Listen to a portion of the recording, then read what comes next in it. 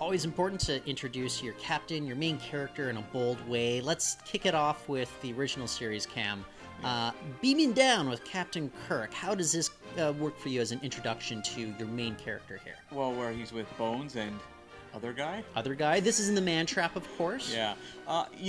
It's not spectacular. You don't get the pomp and circumstance you would with maybe later shows, but here's the thing. Does it work because it is the first time we're seeing beaming on screen? Is that what makes this entrance noteworthy? It's a spectacle. It is world building. I think that's going to grip me as a viewer back in the 1960s. Let's skip ahead to 1987. We've got one Patrick Stewart doing a pretty commanding voiceover, but people still aren't familiar with Patrick Stewart at this point. Do you think him coming down that turbo lift shaft in main engineering, is that kind of an interesting intro, at least visually? Well, they're definitely putting more oomph into the introduction of their captain than TOS did. And they have some good lighting going on. Like, he does kind of emerge out of the shadows a little bit. Like, here's your new captain. And I think it works in that regard. Like, I do think it's an evolution, and they're going in the right direction. I wonder how much this was a little bit inspired maybe by the Wrath of Khan with Kirk coming out of the blue light. I like that. Not nearly as cinematic, though. But one thing that I think maybe you could give it a run for its money in terms of cinematic is the intro of Ben Sisko. This is at the Battle of Wolf 359. He is giving commands. He's fighting the Borg. I think this is kind of how you establish your person as a man of action here. Well, you said man of action there, and that's exactly what I was thinking, too, is that Sisko's not the kind of the philosopher captain that Picard is, where you want to introduce him in kind of this stately manner. He's a guy who gets things done, and you see that right off the bat in Emissary, where he is giving commands, calling the shots at battle.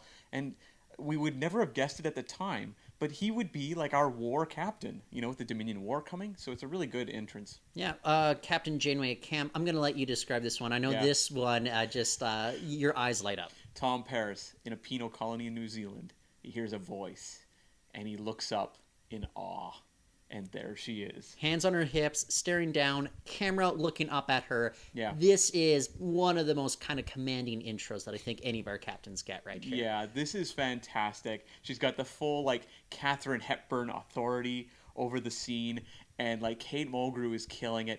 Do you think at this point in Star Trek's run, Star Trek actors knew how important the entrance was? I think they got to know, if you are the main character on a series and you are going to hopefully be doing this for 7 years, you need to make your presence known, and this is going to signal what the audiences should expect from you moving forward as you jump on board with this journey on a starship for a long time. Going over to Star Trek Enterprise, though. Yeah. Cam, our first image of one John Archer, it's actually him as a little boy building drones with his father. Which is why it's the best of all, obviously. Fair enough.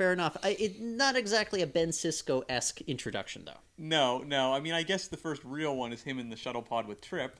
But here's the question, though, folks. Is that an introduction for Archer or for the NX-01? I would veer more towards NX-01, and this is very much an allusion to Star Trek the Motion Picture. Only it's a little shorter by 20 minutes. We get it, yeah. But I still think that it establishes him as a guy who's just in love with his ship, very much like how Captain Kirk is. And that optimism, too. Yeah. So finally, Burnham in the desert, making footprints with her good captain as well.